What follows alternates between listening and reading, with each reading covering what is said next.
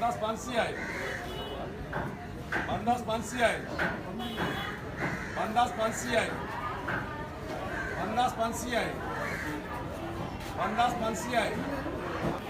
ඉතින් යාළුවනේ ඔය 5500කින් මාළු කූරියාගේ ගාන නෙමේ කිලෝ එකක ගාන තමයි 5500. එතකොට ඔය මාළු කූරියාගේ බර කිලෝ 20ක් තියෙනවා.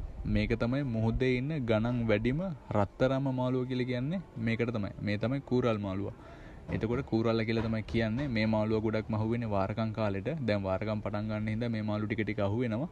එතකොට අද අපේ දීවරෙක්ට අහුවෙලා තිබ්බ මාළුවෙක් තමයි මේ. මේක දැන් වෙන්දේසි කරන්න කලින් ගන්න වෙලෙන්ද පොඩ්ඩක් බලනවා ගෑනු සතෙක්ද පිරිමි සතෙක්ද කියලා. ඒකට හේතුව බිත්තර තිබ්බොත් මාළුවගේ වටිනාකම අඩුයි, ගෑනු සත්තුන්ගේ වටිනාකම අඩුයි.